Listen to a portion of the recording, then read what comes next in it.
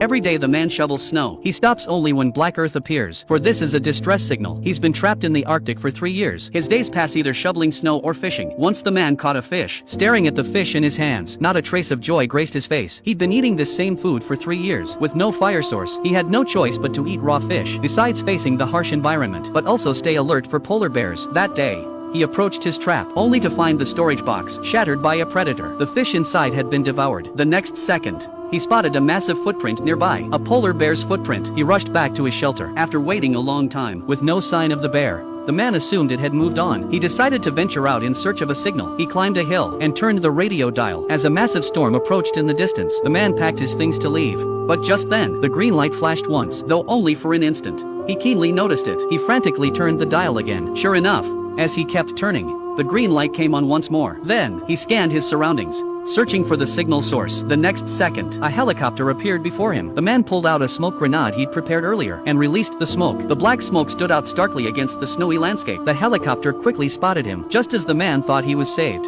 fate played a cruel joke on him. The powerful storm caused the helicopter to shake violently, drifting uncontrollably through the air. The next second, it crashed straight into the ground. He couldn't believe what he was seeing. His eyes filled with despair. But now was no time for grief. He rushed toward the helicopter, reaching the crash site. By the time he pulled the pilot out, the man showed no signs of life. Fortunately, the woman in the co-pilot seat was still alive. He then found a spotlight and a map inside the cabin. After bringing the woman back to shelter and settling her in, the man returned to the helicopter and began meticulously searching for supplies. He accidentally discovered a photograph, revealing the woman and the pilot were a married couple. This filled him with profound guilt, for it was his actions that had led to the man's death. He resolved to get the woman out of the Arctic alive. The next day, he inventoried their supplies and prepared to set out for the research station. They would have to traverse nearly 200 kilometers of snow-covered mountains while evading polar bears. By nightfall, the two sought shelter in a cave. As he entered the cave, he blocked the entrance with snowdrifts to prevent polar bears from detecting them. After ensuring the woman was asleep, he prepared to rest himself. But just then,